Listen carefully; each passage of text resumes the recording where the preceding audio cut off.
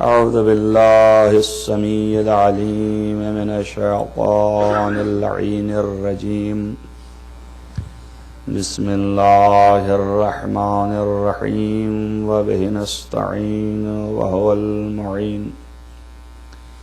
الحمد لله رب العالمين والعاقبة للمتقين والجنة للموحدين والنار للملحدين والمنكرين الصلاة والسلام على سيد الأنبياء والمرسلين خاتم النبيين مولانا مولى الكونين جد الحسن والحسين أبي القاسم محمد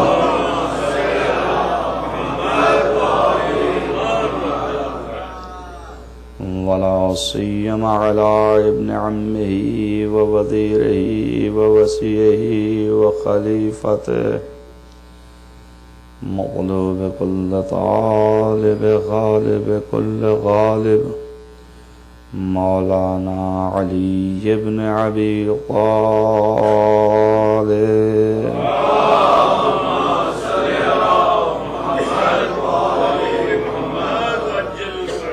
وعلى آله الطيبين الطاهرين المعصومين المظلومين الذين أذهب الله عنهم الرجس وطهرهم تطهيرا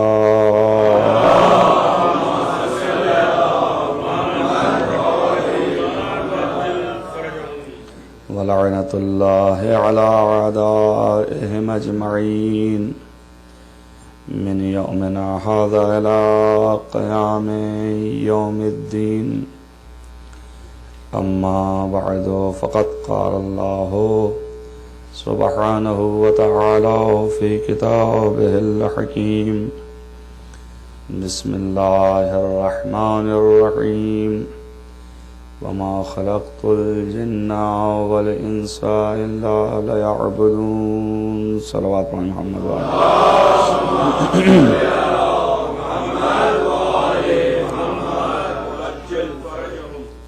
عزیزان گرامی مرتبت یہ آیت کریمہ مشہور ہے اور اس کے اندر اللہ نے یہ ارشاد فرمایا ہے کہ ہم نے انسانوں اور جناتوں کو خلق نہیں کیا، پیدا نہیں کیا، مگر اس لیے پیدا کیا ہے کہ وہ ہماری ہی عبادت کریں۔ اس مجلس کا آغاز عبادت سے ہے اور انتہا جو ہے وہ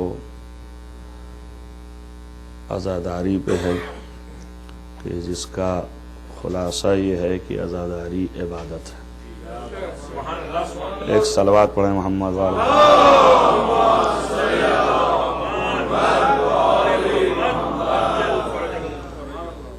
آپ نے جیسا کہ ملاحظہ کیا کہ اللہ کی خواہش یہ ہے کہ اس کی عبادت کی جائے، اور اسی لیے اس نے مخلوقات پیدا کی۔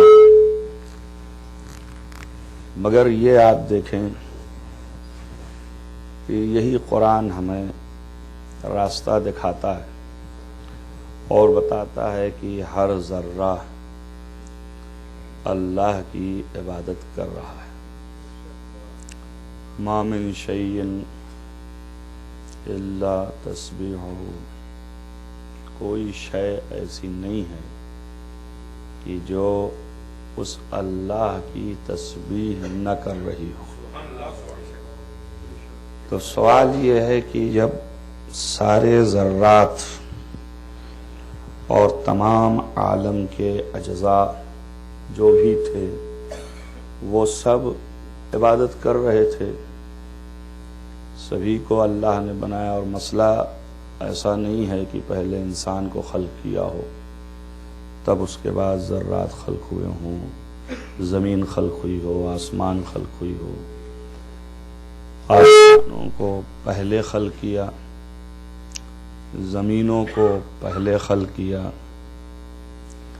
اور یہ قندیلیں اللہ نے پہلے لگائی، اور تمام شجر کے باغات اس نے پہلے زمین پر پھیلائے، چاروں طرف اس نے لہلہاتے ہوئے یہ باغات کی جن کی ہوائیں خوشبودار معطر کن پہلے اس نے بنایا۔ اور جیسا کہ قرآن نے خود رہنمائی کی تو یہ سارے ذرات، یہ سارے اجزاء،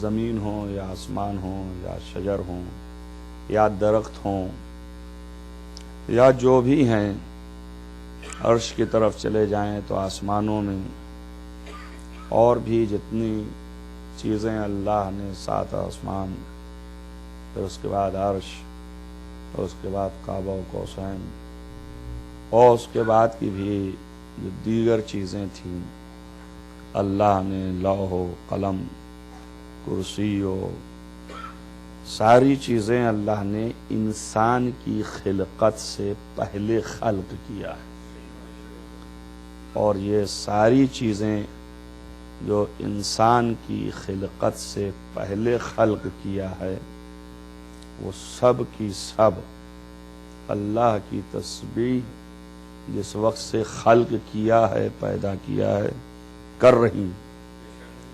جب اللہ کی تسبیح ہو رہی ہے، اس کی عبادت ہو رہی ہے، ہر ذرہ اپنے تعین، اپنے طور پر وہ عبادت کر رہا ہے، تو اب اللہ کو کیا حاجت تھی کہ وہ اس انسان کو پیدا کرے اور پھر انسان کو آگاہ بھی کرے کہ ہم نے تمہیں پیدا اس لیے کیا ہے کہ ہماری عبادت کرو۔ کیا ضرورت تھی؟ پوری کائنات کر رہی تھی عبادت، اور کائنات جو عبادت کر رہی تھی تو کیا اب اسے کوئی حاجت ہے؟ سبھی کر رہے ہیں، تمہارا دل چاہے تم بھی انہی کے ساتھیوں میں ہو جاؤ کر کے، نہیں کر رہے ہو ہم سمجھیں گے ہمارے دشمنوں میں ہو، ہمیں کیا کرنا ہے؟ کرو گے تو ساتھیوں میں ہو ان کے، نہیں کرو گے تو دشمنوں میں ہو ہمارے، وفاداروں میں اس وقت شمار ہوگا جب تم عبادت کرو۔ اللہ کو کہنے کی ضرورت کیوں پڑ گئی؟ آپ غور کریں کہ یہ ساری چیزیں جو عبادت کر رہی ہیں ان کے لیے تو کہیں نہیں آیا کہ اللہ نے کہا ہو کہ بھئی تم سب کو میں پیدا کر رہا ہوں تو تم عبادت کرنا میری، کسی کے لیے نہیں آیا، اور بغیر کہے سب عبادت کر رہے ہیں، تو یہ تو اور اچھی عبادت ہے، یہ تو اور بہتر عبادت ہے کہ ہم نے آپ سے چاہا نہیں تھا مگر آپ نے جو ہمارے سامنے پیش کیا تو ہمارا دل خود بخود جھک گیا۔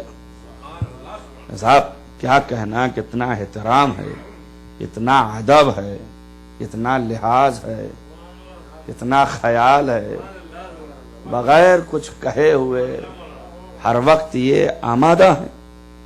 تو یہ سارے لوگ جو ہیں بغیر کہے ہوئے کر رہے ہیں اور آمادگی سے کر رہے ہیں، پابندی سے کر رہے ہیں، کبھی رکتا نہیں، کبھی ٹھہرتا نہیں ہے، کبھی یہ بھی نہیں ہے کہ آج ویکنڈ منا لیں، ایسا بھی نہیں، کبھی کوئی ذرہ عبادت کے سلسلے سے تسبیح الہی کو روکتا نہیں، چھوڑتا نہیں ہے۔ جب سب مسلسل عبادت انجام دے رہے ہیں تو پھر اب اللہ کو حاجت کس بات کی تھی کہ یہ بھی انسان جو ہے یہ بھی انجام دے، یہ ایک، اور دوسرا انجام دے جیسے سب دے رہے ہیں یہ بھی دے. اللہ کو کیا فرق پڑتا ہے اگر یہ دے یا نہ دے، یہ کرے اس کی عبادت یا نہ کرے، سب تو کر ہی رہے ہیں. لیکن اس نے سب میں سے کسی سے نہیں کہا تو اس انسان سے، اور ساتھ میں تھوڑی عقل دی تھی اس لیے اس جنات سے بھی کہا. تو یہ دونوں سے اللہ نے کہا کہ میری عبادت کرنا، میں اس لیے تمہیں پیدا کرتا ہوں. تب ظاہر ہے کہ روشن ہے، جواب یہ دیا جا سکتا ہے کہ یہ سارے جو عبادت کر رہے ہیں یہ اختیار میں ان کے نہیں ہے، اللہ نے ان کو بنایا ہی ایسا ہے کہ جو جس حالت میں ہے وہ تسبیح خدا کر رہا ہے، اور سب مخلوقات خدا ہیں اور ان کو صاحب اختیار بنایا ہے، انسان کو اور جنات کو. لہذا ان سے چاہا کہ تم اختیاری عبادت کرو تو ہمیں پتہ چلے کہ تم میں کون ہے جو ہمارا وفادار ہے اور کون ہے جو ہمارا مخالف ہے. اختیاری عبادت مطلوب ہے تاکہ اختیار سے ہم سمجھیں کہ تم عبادت کر رہے ہو.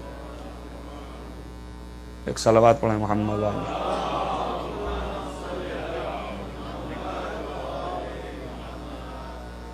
ایک صلوات پڑھیں.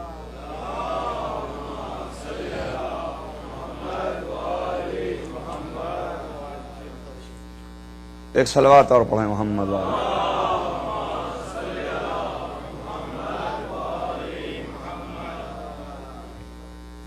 لہذا اختیاری عبادت چاہ رہے ہیں کہ اختیار سے عبادت کریں، اس لیے ہم نے خلق کیا ہے، اس لیے اللہ نے خلق کیا ہے انسانوں کو، اس لیے مطالبہ کیا ہے ان سے کہ اختیاری عبادت چاہتا تھا.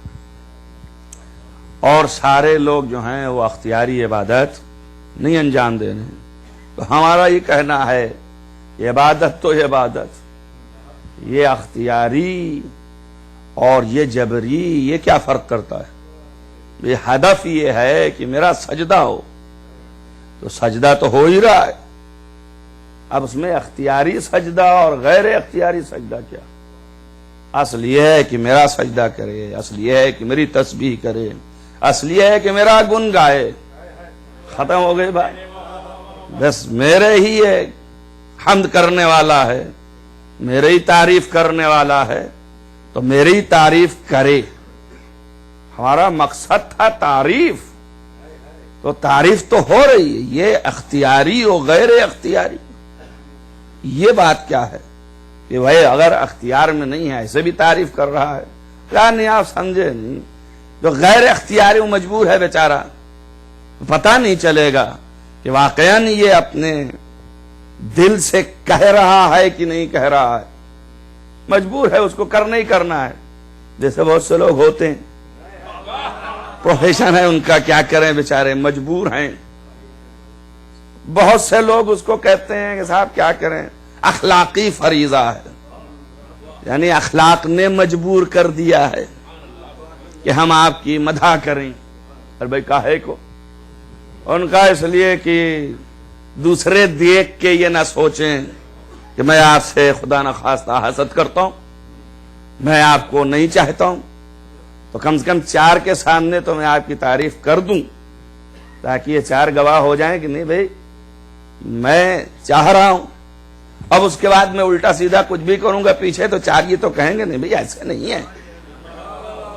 دیکھیے ہدف بھی ہوتا ہے تو کم سے کم اسی ہدف کے تحت صحیح، مگر مجبور ہیں اخلاقاً ہی صحیح، مجبور ہیں ہم عبادت کرنے پر اس لیے کہ خلق کیا ہے اس نے، تو یہ مجبور ہیں عبادت کرنے پر.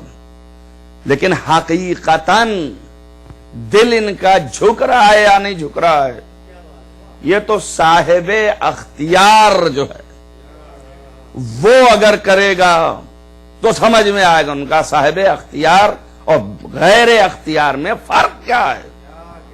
انہوں نے کہا سب سے بڑا فرق یہ ہے کہ جو یہ مجبور کر رہا ہے اس سے پتہ نہیں چل رہا ہے کہ یہ اس کے کمال کا اعتراف کر کے کر رہا ہے یا بغیر کمال کے اعتراف کے ہے.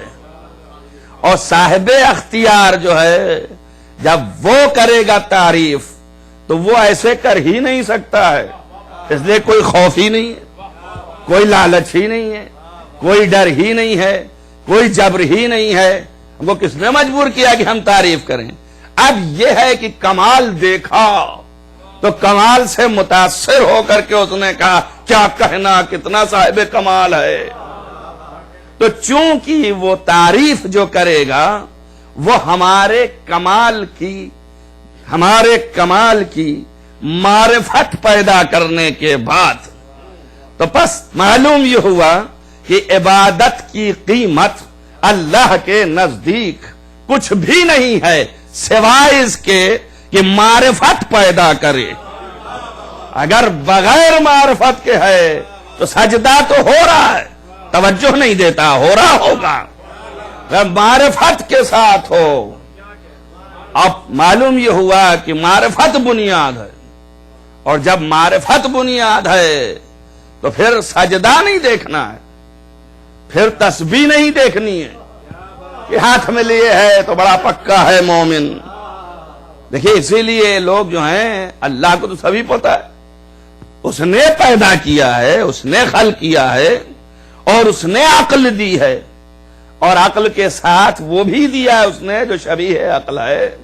تو وہ یہ بھی جانتا ہے کہ تم کیا کرو گے, کون سے پیترے بدلو گے, کس کس راہ کی طرف جاؤ گے, کدھر تم پھرو گے اور کدھر لوگوں کو پھراؤ گے, یہ سب جانتا ہے.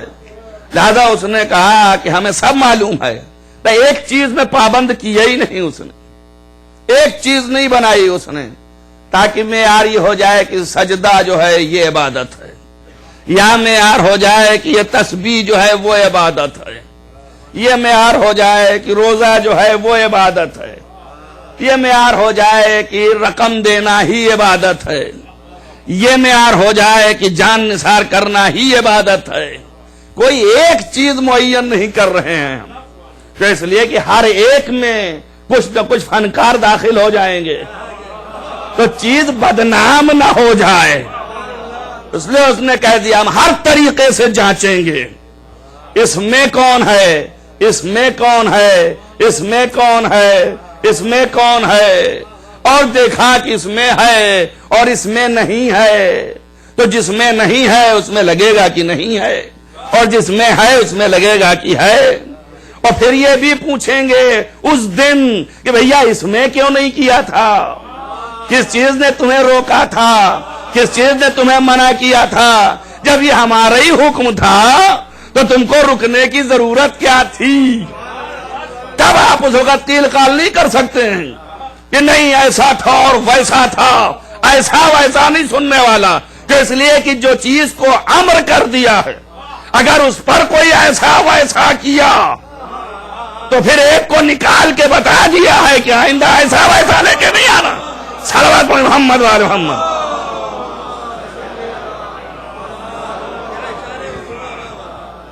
ایسا ویسا نہیں ہوگا, ہم بتائے دے رہے ہیں.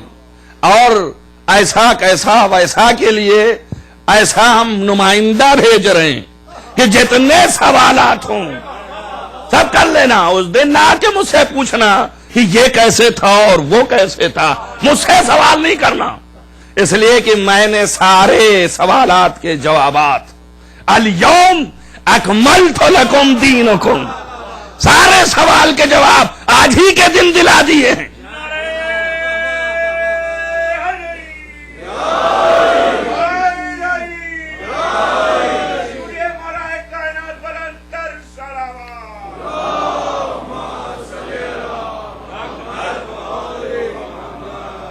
صرف ہم یہ سننا چاہتے ہیں کہ کیوں نہیں کیا, اور جب تم کیوں بتاؤ گے کہ اس لیے نہیں کیا تو ہم تم سے کچھ نہیں پوچھیں گے کہ تمہارے یہ نہ کرنے کی جو وجہ بیان کی ہے تم نے, اس کی وجہ کے لیے کوئی ثبوت ہے؟ یہ سب ہم نہیں پوچھیں گے، ہمیں ضرورت ہی نہیں ہے کہ ہم ثبوت مانگیں تم سے، بلکہ ہم نے خود ہی ایسے لوگوں کو مقرر کر دیا ہے کہ جو برابر تمہاری دیکھ ریکھ کر رہے ہیں، اور وہی جب تم بولو گے تو ثبوت لا کے رکھیں گے، اور خود کہیں گے جھوٹ بول رہا ہے، خود کہیں گے کہ سچ بول رہا ہے، خود وہی ثبوت دیں گے۔ تو وہ کون سے ہیں؟ تو سورہ یاسین میں کہا پہلے ثبوت تو تمہاری زبان خود ہی ہوگی، پہلا ثبوت تمہارے قدم خود ہوں گے، پہلا ثبوت تمہارا ہاتھ خود ہوگا، تم نے جیسے جیسے کیا ہے سب کا ثبوت تم خود ہی دے رہے ہوگے۔ اب تم بولو گے اگر غلط تو زبان بولنے کے بعد کہے گی یہ جھوٹ بولوا رہا ہے یہاں پر بھی۔ اب یہ سمجھ لیے جس کی عادت یہاں سے رہی تو وہاں پر بھی وہ دائیں بائیں کرے گا، مگر یہ سوچ کے جائے کہ وہاں کر نہیں پائے گا۔ لہذا لازم ہے کہ ہوش حواس میں ہو جائیں ہم کہ ہم کو اللہ نے اختیار دیا ہے، تو اختیار کے ساتھ کتنی ذمہ داریاں بھی دے دیں، ان سے نہیں پوچھے گا۔ جو ذرات ہیں، جو شجر ہیں، جو چاند ہے، جو ستارہ ہے، جو یہ درخت ہیں، یہ جو عبادتیں کر رہے ہیں، ان سے نہیں پوچھا جائے گا، ان سے کوئی پوچھنے کی حاجت ہی نہیں ہے، یہ یہاں بھی کر رہے ہیں اور اس کے بعد جنت میں بھی کر رہے ہوں گے، وہاں پر بھی ان کا جاری ہے، ویسے ہی تسبیحات، ویسے ہی عبادات، ویسے ہی حمد، ان سے کوئی سوال ہی نہیں ہے، اس لیے کہ انہوں نے کوئی سرتابی کی ہی نہیں، کوئی مخالفت کی ہی نہیں۔ آپ دیکھیے معیار یہ ہے کہ اللہ کی اطاعت کرے اور مخالفت نہ کرے، سب سے زیادہ انسان وہی افضل ہے۔ قرآن نے بھی کہہ دیا ان اکرمکم عند اللہ اتقاکم، جو تم میں سب سے زیادہ متقی ہے، سب سے زیادہ پرہیزگار ہے، وہی تم میں سب سے بڑا صاحب عزت و جلال و جائے، صاحب عزت ہے، افضل ہے، اور گناہ نہ سرزد ہوا ہو تبھی متقی ہے۔ پوچھا نا رسول اللہ سے کہ یا رسول اللہ، قرآن نے کہا اتقوا اللہ حق تقاتے، تم تقوی اختیار کرو اس طرح کا جو تقوی کا حق ہے، تو ما ہوا حق کو التقوی، بتائیے آپ کی حق کے تقوی کیا ہے؟ تو آپ نے فرمایا ان لا یعصى طرفۃ عین، ایک لمحے کے لیے خدا کی معصیت نہ کیا ہو۔ توجہ کر رہے ہیں آپ، یہ انسان جو ہے مسلسل مخالفت کر رہا ہے، مسلسل معصیت کر رہا ہے، مسلسل گناہ انجام دے رہا ہے، جب مسلسل دے رہا ہے اور اطاعت قطع کر دے رہا ہے، عبادت چھوڑ دے رہا ہے، تو جو مسلسل عبادت کر رہے ہیں اور مسلسل اطاعت میں ہیں ان سے یہ افضل تو نہیں ہوگا نا؟ اللہ اکبر، سوچئے آپ، ایک انسان ایک ذرہ سے افضل ہونے کے قابل نہیں ہے، اللہ اکبر، ایک ذرہ سے بھی افضل ہونے کے قابل نہیں ہے، اور معیار یہ ہے کہ ایک لمحے کے لیے معصیت نہ کیا ہو۔ توجہ کریں آپ، جب ایک ذرہ کے مقابلے میں یہ انسان معصیت کار منٹ پر اس کے مقابلے میں افضلیت کے قابل نہیں آئے تو ان کا کہاں سے مقابلہ کر سکتا ہے؟ جنہوں نے خلقت سے لے کے من المہد الی اللحد مرتے مرتے بھی اطاعت انجام دے دی خدا کی۔ صلوات پڑھیں محمد وآل محمد۔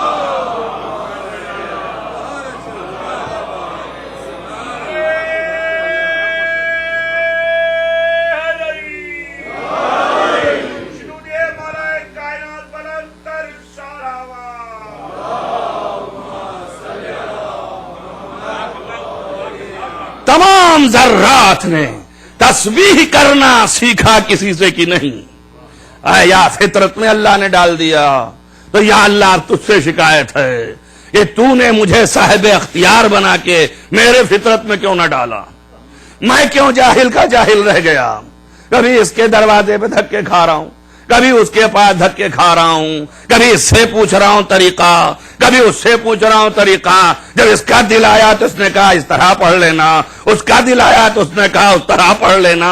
آخر کیا ضرورت تھی مجھے؟ ایسا میرے اوپر رکھ دیتا، نہ میں اس کا محتاج ہوتا نہ اس کا محتاج ہوتا. اس ذرے کے اندر تو نے رکھ دیا.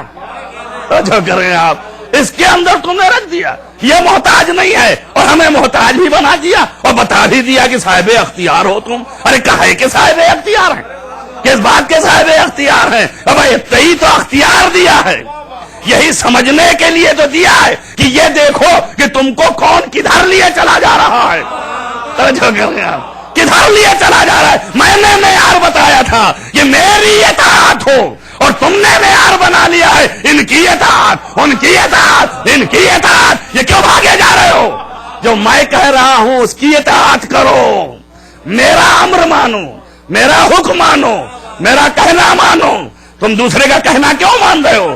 اسی لیے تو عقل دی تھی، اسی لیے تو اختیار دیا تھا. ایک صلوات پڑھ دیں محمد وال محمد.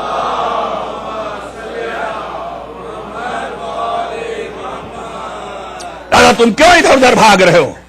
اختیار ہے تم کو، تم اپنے اختیار سے عبادت کرو. طریقے ہم نے بتائیں، چیزیں ہم نے سنائی. کہ یا اللہ تو نے بتایا ضرور ہے، تو نے طریقہ سنایا ضرور ہے، لیکن سوال یہ ہے کہ ہم میں اتنی صلاحیت ہی نہ تھی کہ ہم تیرے طریقے کو دیکھتے اور تیری سنائی ہوئی بات کو سنتے. ہم میں صلاحیت نہیں تھی. یا تو یہ صلاحیت ہوتی کہ ہم تجھے دیکھ لیتے اور تیرے طریقے کو بھی سمجھ لیتے، اور یہ صلاحیت دی نہیں، یہ تھی نہیں. تو پھر تم نے کیسے کیا؟ اس نے کہا اسی لیے تو میں نے اپنے مظاہر بنائے تھے تاکہ جہاں سے میری رضایت ڈھونڈنے تم چلو اور جہاں تم کو میری رضایت ظاہر نظر آئے وہیں پر ٹھہر جانا، وہیں سے عبادت کرنا، وہیں سے اطاعت کرنا، وہیں سے چیزوں کو لینا. اب معیار کیا ہے تیرے مظاہر کا؟ اس نے کہا میں نام لیتا ہوں. قل ان کنتم تحبون اللہ فاتبعونی.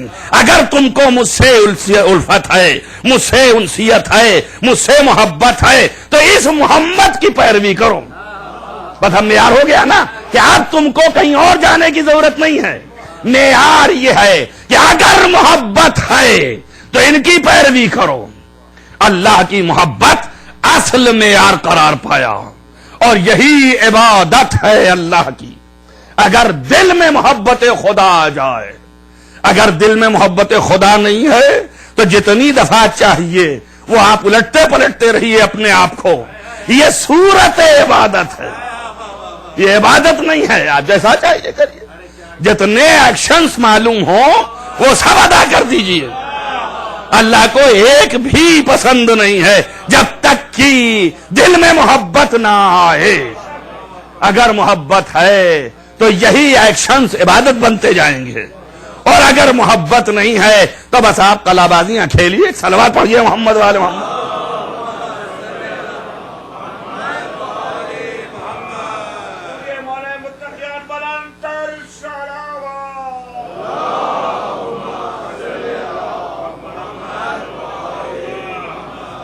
یا اللہ پہچانے کیسے کہ محبت ہے تیری؟ دیکھ سبھی دعوے دار ہیں. کہا میں نے اسی لیے تو بتایا تھا کہ ان کی پیروی کرو. کہا یہ بھی تو نہیں ہے.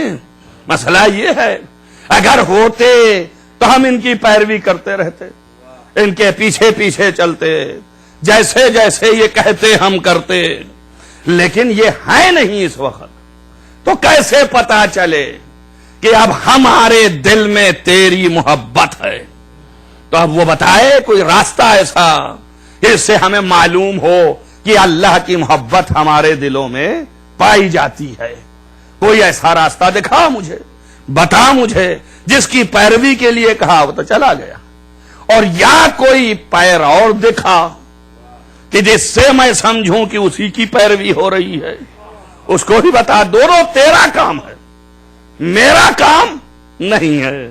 میرا کام عبادت کرنا ہے، اور عبادت بغیر معرفت کے ہوتی نہیں ہے. اور معرفت حاصل کرنا میرا کام ضرور ہے، لیکن حاصل کروانا تیرا کام ہے. میں کتنا زور لگاؤں؟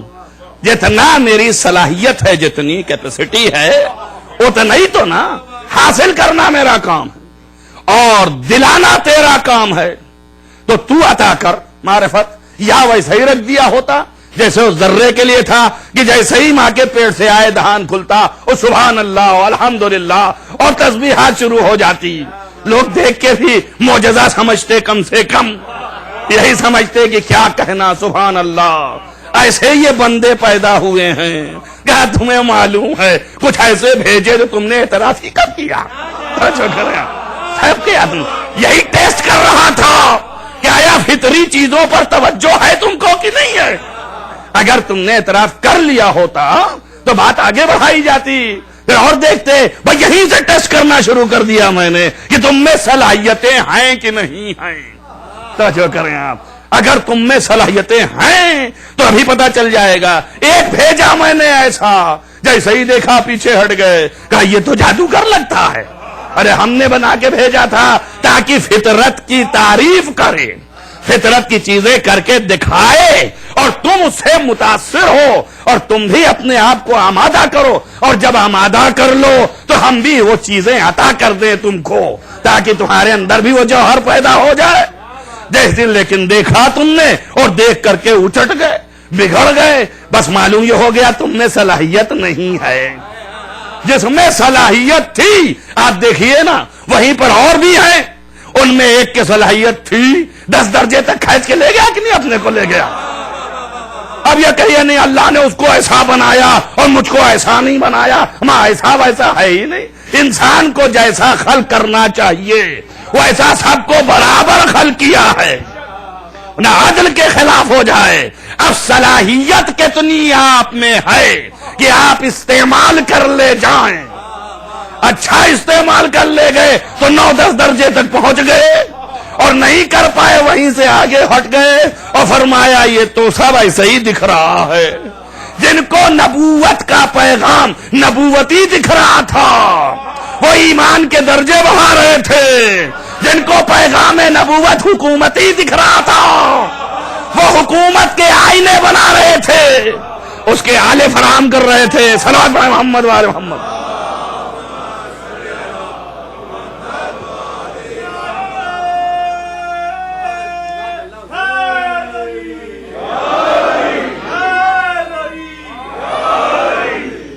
ہم نے معیار دیا عبادت کا اور پہچاننا چاہا.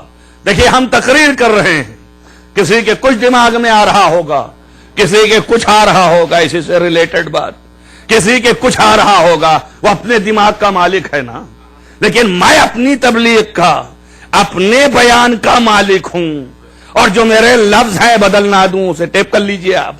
جب ٹیپ ہو جائے تو اگر ادھر ادھر کچھ کیا تو کہے گے دیکھیے یہ ہے، آپ نے جو کہا تھا وہ یہ ہے. تو ہم تو اسی پہ رہیں گے لفظوں پر. ہم اپنے بیان کے مالک. عقل آپ کی ہے، آپ کو اختیار ہے جتنا چاہیں جو کچھ جیسا سمجھ سکے اتنا سمجھ لے. اب اس میں بہت سے ہیں سمجھنے والے جو بہت دور تک چلے جاتے ہیں اور بہت سے ہیں جو بہت دور تک رہتے ہیں اور بہت سے بالکل نیچے رہتے ہیں. ہے کہ نہیں؟ ہوتا ہے کہ نہیں؟ ہر جگہ ہوتا ہے. ہر ایک کی گفتگو پر ہے. کوئی دوسرا کے بولے ممکن ہے میری عقل کام نہ کرے، اس لیے کہ میرے سے متعلق جو عقل میں ہے اس سے متعلق بات نہیں ہو رہی. شاید مجھے انٹرسٹ نہ ہو، دلچسپی نہ ہو اور ممکن ہے عقل دوسرے طرح کام کر جائے. اپوزٹ وہ کہہ کچھ رہا ہے، ہم سوچ کچھ رہے ہیں. تو یہ تو ہماری عقل کی صلاحیت ہے نا. لیکن بولنے والے کی تو کوئی ذمہ داری اس کی نہیں ہے کہ وہ زبردستی تمہاری عقل کو پکڑ کے اپنی بات ڈالتے ہی رہے گا. اس کو ڈالنا تھوڑی نہ ہے، صرف پہنچانا ہے. زبان سمجھ رہے ہو تو بات کو سمجھ لو کیا کہہ رہے ہیں. اب سمجھنا نہ سمجھنا تمہاری ذمہ داری ہے. جیسے یہاں ہے ویسے ہی وہاں تھا. نبی کا کام تھا پہنچانا. ما علینا الا البلاغ. ہم کو صرف پہنچانا ہے بس، اور کچھ بھی نہیں. سمجھدانی آپ کی ہے، اس کا استعمال آپ کیجئے. آپ نے جتنا استعمال کیا، جس طرح سے استعمال کیا، ہاں ٹھیک ہے ہم نے استعمال کیا ایسا. لہذا نبوت کے پیغام کو نبوتی سمجھتے رہے. جیسے ہی نبوتی سمجھتے رہے درجے بڑھتے چلے گئے.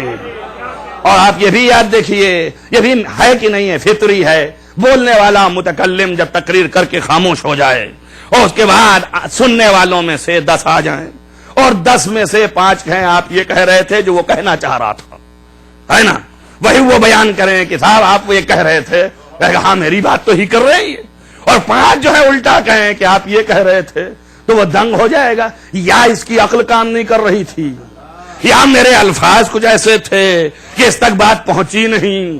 اب ہم نے کہا نہیں ایسا نہیں ہے، ہمارا مقصد یوں تھا اور وہ تھا اور وہ تھا۔ کہا نہیں صاحب میں تو سمجھا یوں تھا۔ کہا آپ چونکہ سمجھا تھا میں نے، توجہ کیجئے گا، ہم پابند تھے اپنی سمجھ کے، ایسے آزاد فکر ہیں ہم کہ آزادی چاہیے فکر میں، لہذا آپ بول کے چپ ہو گئے، اس کے بعد دفاع بھی کر رہے ہیں، بابا ہمارا مقصد یہ نہیں تھا، ہمارا مقصد یہ تھا، الفاظ بھی یہی بتا رہے ہیں، میرے جملے بھی یہی کہہ رہے ہیں۔ کہا نہیں صاحب ہم تو یوں سمجھے تھے۔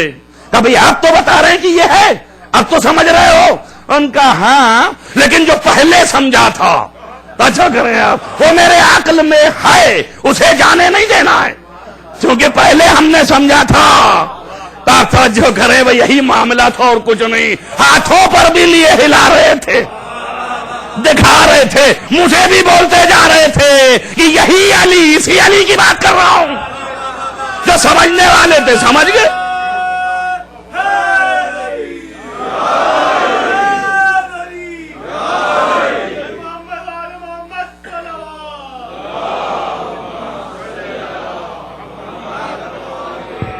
اب بھی کچھ رہ گیا، انہوں نے کہا صاحب مقصد اقصد کہیں نہ نکلنے لگے، اس لیے نبی نے کہا ادھر آؤ، اب تم ان کے ہاتھوں پر بیعت کرو۔ اچھا کریں آپ، اب کس طرح بیان کرے گا؟ بیان بھی کر رہا ہے اور معرفت کا ایڈریس بتانے کے بعد در تک پہنچا بھی رہا ہے، ہاتھ پر لگوا بھی رہا ہے، یہیں پر آؤ، یہیں ہاتھ رکھو تو ہم دیکھیں کہ پہچان لیا تم نے۔ اللہ اکبر، اب نبی کیسے بیچارہ تمہارے صحابیوں کا ساتھ دے؟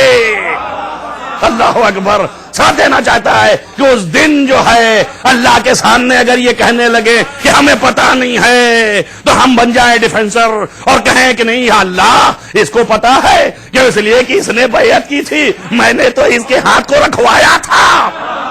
جو کر رہے ہیں آپ، کم سے کم یہی سوچ لیے ہوتے، ایڈریس بھی بتایا، در تک پہنچایا، کہ کل کے یہ نہ کہیں کہ ایڈریس بتایا تھا مگر در نہ پا پائے، اس لیے کہ گلیاں بہت ہو گئی تھیں، کبھی اس گلی سے چلے گئے، کبھی اس گلی سے چلے گئے، کبھی اس گلی سے چلے گئے، در بھی بتایا اور بتانے کے بعد در تک پہنچایا بھی۔ یہ بیعت میں اکثر سوچتا تھا اعلان کر دیا ختم ہو گیا، اب بیعت کرانے کی کیا ضرورت ہے؟ یہ بیعت اسی کا کہ انکار نہ کرے کہ مجھے در نہیں معلوم تھا، ہاں پکڑا دیا، اب بھی اگر انکار کرے تو جو کریں آپ، تو اب نیت معلوم ہو گئی نا، اب نیت معلوم ہو گئی کہ جو خود سوچے تھے، میری بات کو اگر سمجھ سکتے ہو، آج بھی یہی ہو رہا ہے، آج بھی ہے، فرق نہیں ہے کچھ، جو تم خود سوچ لیے ہو اسی کو ڈھونڈتے ہو قرآن میں، وہی ہے نا، تو وہی تھا نا کہ خود جو سوچ لیا تھا وہ اسی کو مانتے رہ گئے، نبی پکڑا کے بھی گئے تو نہیں مانا۔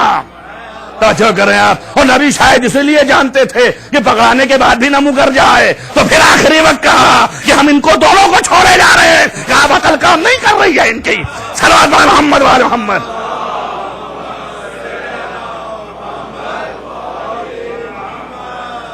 آج سوچیں کہ دنیا کا سب سے بڑا انسان، سب سے بڑی مخلوق، سب سے بڑی صنعت اللہ کی، جو کہ قرآن کہہ رہا ہے فَأَنَا أَوَّلُ الْعَابِدِينَ، میں سب سے پہلا عابد ہوں، اللہ کی عبادت کرنے والا سب سے پہلا۔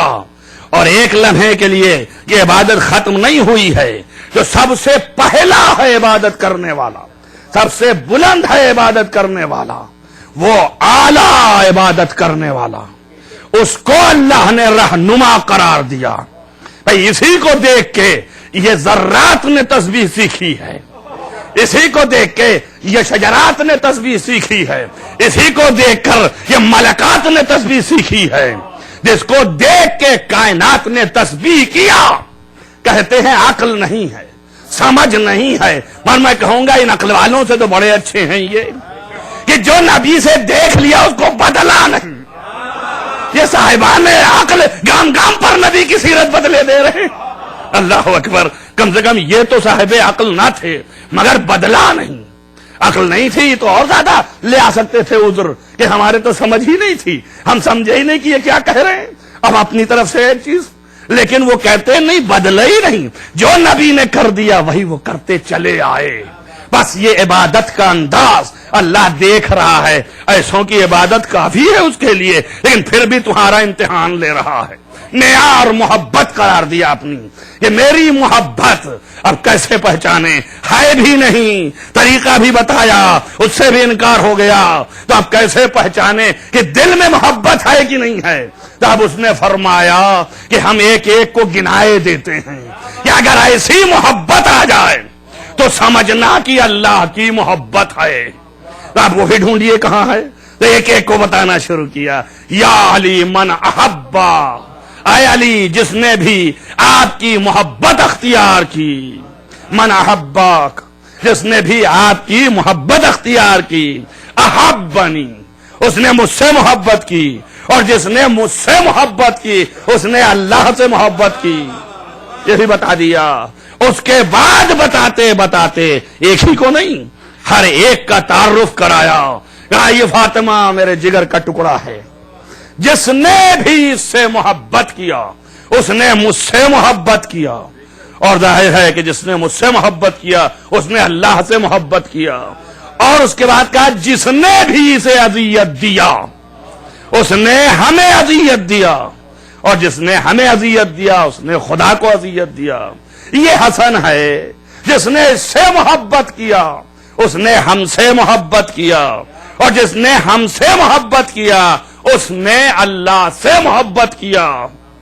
جو کریں آپ، لیکن ایک منزل ایسی ہے کہ جہاں پر آ کے کہا حسین منی وانا منہ، حسین مجھ سے ہے اور میں اس سے ہوں، من احبہ من احبہ جس نے اس سے محبت کی اس نے مجھ سے محبت کی۔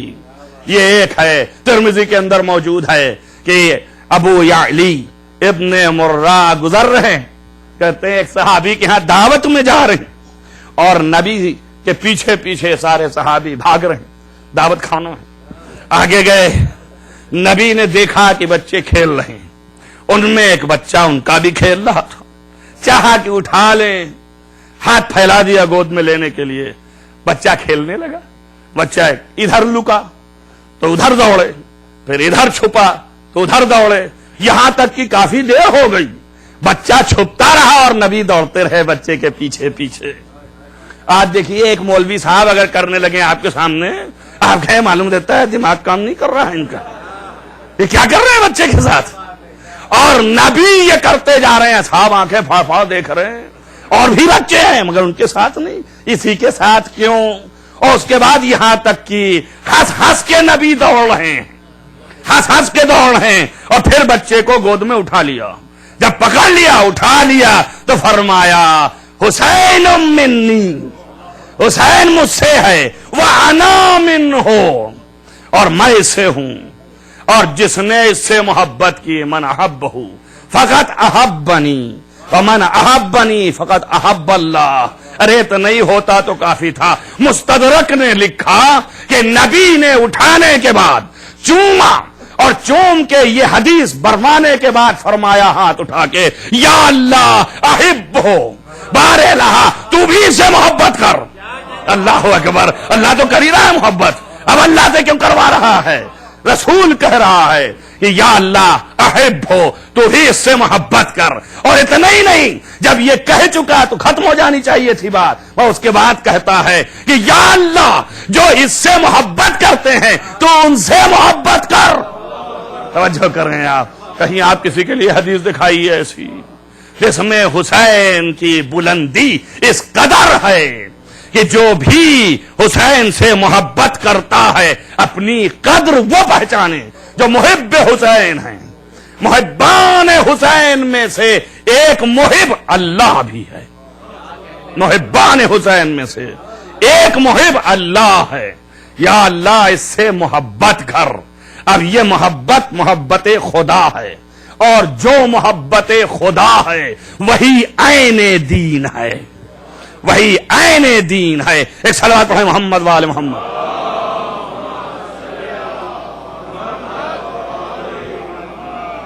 ایک صلوات پڑھیں محمد وآل محمد. اور آگے آ جائیں، اور آگے آ جائیے.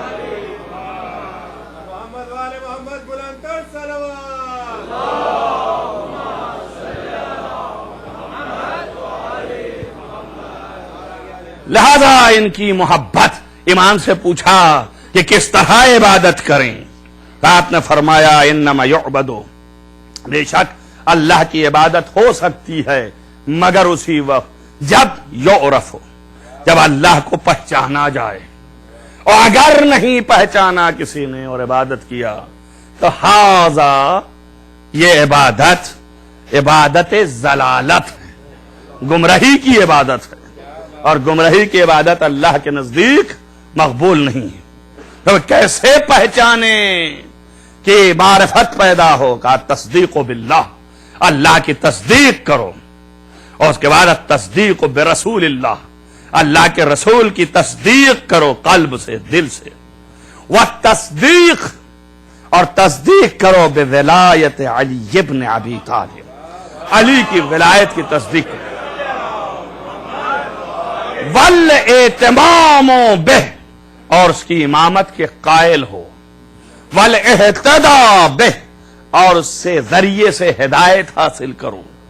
والبراءۃ الی اللہ من عدوہ، اور جتنے اس کے دشمن ہیں ان سے براءت اختیار کرو، براءت اختیار کرو. جتنے دشمنان اہل بیت ہیں ان سے براءت اختیار کرو. الی اللہ، یہ الی اللہ کی کیا ضرورت تھی؟ براءت یہ تو طریقہ ہی ہے کہ ہم جس کو چاہتے ہیں، دوست کا دوست ہوتا ہے اور دوست کا دشمن دشمن ہوتا ہے. تو قاعدہ یہی ہے، تبھی دوستی ہے، وہ اللہ فارمیلٹی ہے. پھر تو آپ کہہ رہے ہیں خالص یہ کہ ہم دوست ہیں. اب وہ خود سمجھ رہا ہے بیچارہ، اس کا دل جان رہا ہے کہ آپ کیا ہیں اور کیا نہیں ہیں. سمجھ رہے ہیں نا؟ وہ اللہ قاعدہ یہی ہے. اور قاعدہ ہی نہیں، یہ فطری ہے. ایسا نہیں ہے کہ کوئی خالص جو ہے اصول بنا دیا، ایسا کچھ نہیں ہے. بھائی جتنے محاورے بنتے ہیں وہ سب دیکھ کے، تجربے اور مشاہدے سے بنتے ہیں. فطرت کو دیکھ کر کے اللہ نے، اور فطرت کو دیکھ کر کے رسول نے، فطرت کو دیکھ کر کے اماموں نے جو کہ آگاہ ہیں فطرت و خلقت سے، انہوں نے بھی الفاظ کہیں. اور فطرت کو دیکھ کے دنیا کے لوگوں نے مشاہدہ کر کے بنائے.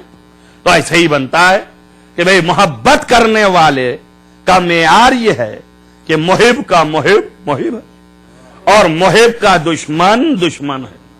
اگر آپ اللہ کے دوست ہیں اور اللہ سے محبت رکھتے ہیں تو اس سے جو محبت رکھنے والے ہیں ان سے محبت رکھیے، اور اللہ سے جو دشمنی رکھنے والے ہیں ان سے دشمنی رکھیے. یہ قاعدہ ہے نا. معیار اللہ ہی کو رکھیے، اب کسی کو مت رکھیے. اللہ ہی سے کام کریے، چونکہ عبادت تو اسی کی کرنی، پیدا تو اسی نے کیا ہے. اللہ ہی اللہ کرنا ہے، کچھ نہیں. تو اللہ ہی کا معیار رکھیں آپ. اللہ نے جس کو بتایا ہے کہ یہ میرا دوست ہے، اللہ نے جس کو بتایا ہے کہ یہ میرا محب ہے، اس سے تم محبت اختیار کرو تو گویا اللہ سے محبت کر رہے ہو. اور جس کو بتایا ہے کہ یہ میرا دوست نہیں ہے نا، تو اس سے دشمنی اختیار کرو. یہی اللہ کی محبت ہے. نہیں سمجھ میں آیا؟ اگر اللہ کا دشمن ہے تو اس سے دشمنی کرنا خود یہ محبت خدا ہے. نہیں سمجھ میں آیا؟ نہیں پہنچے آپ وہاں تک، نہیں پہنچے وہاں تک. بھائی ابراہیم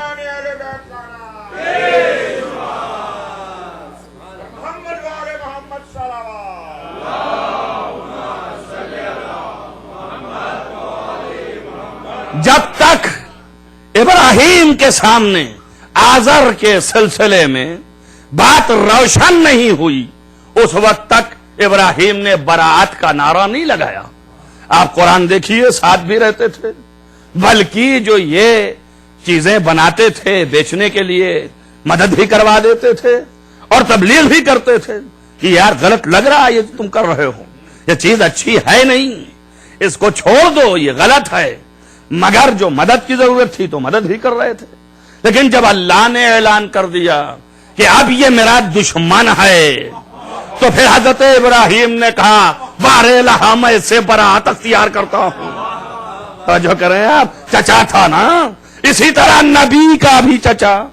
اس وقت تک آپ تاریخ میں دکھائیے کہ نبی نے کبھی کچھ کہا ہو، لیکن جب اللہ برہم ہو گیا اور تبت یدا ابی لہب کہہ دیا تو نبی بھی اس سے براعت کرنے لگے. کیوں؟ اس لیے معیار خدا ہے نا. تو بس معلوم یہ ہو گیا کہ اگر خدا کا دشمن ڈکلیئر ہو جائے تو اس سے براعت کرنا عین محبت خدا ہے نا، اور محبت خدا ہی دین ہے. اب سمجھ میں آیا نا کہ تبرہ کو جزء دین کیوں قرار دیا گیا؟ اس لیے کہ جسے کہہ دیا اس نے کہ یہ میرا دشمن ہے. اب پوچھئے یا اللہ کون دشمن ہے؟ تو خود ہی کہہ رہا ہے کہ جس نے رسول کو اذیت دی اس نے مجھے اذیت دی. تب رسول کو چاہے ہاتھ سے مار کے اذیت دے، چاہے جملے کہہ کے اذیت دے، چاہے کام بگاڑ کے اذیت دے، ہر طرح سے اذیت ہے. اور جب اذیت ہے تو دشمن خدا ہے، اور جب دشمن خدا ہے تو اب محبت خدا کا تقاضا یہ ہے کہ براعت کرو، اور جو براعت کرتے جاؤ تو عبادت بنتی چلی جائے. صلوات محمد وآل محمد.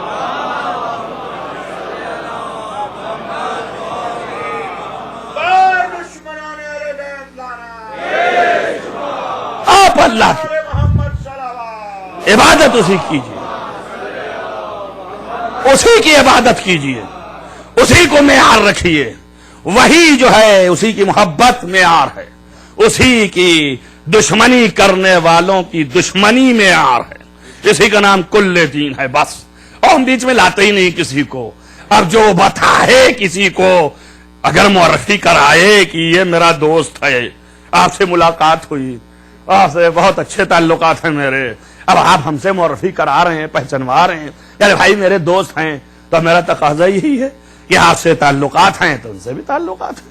اور اگر آپ نے ہم سے کہا بھائی یہ میرے دشمن دیکھ رہے ہیں وہ جو جا رہے ہیں، تو اب مجھے کیا ضرورت ہے میں دوڑ کے دوستی کرنے لگوں؟ بھائی آپ سے دوستی ہے نا میری، آپ سے دوستی ہے تو ہوگا دشمن آپ کا. میں نزدیک نہیں جاتا ہوں اس لیے کہ دوستی ختم ہو جائے گی. مگر کیسے لوگ تھے، وہ کہے جا رہا ہے کہ دشمن ہیں، وہ کہے جا رہا ہے تھوڑا ان سے بھی تو مل لیں، تعلقات بنا لیں.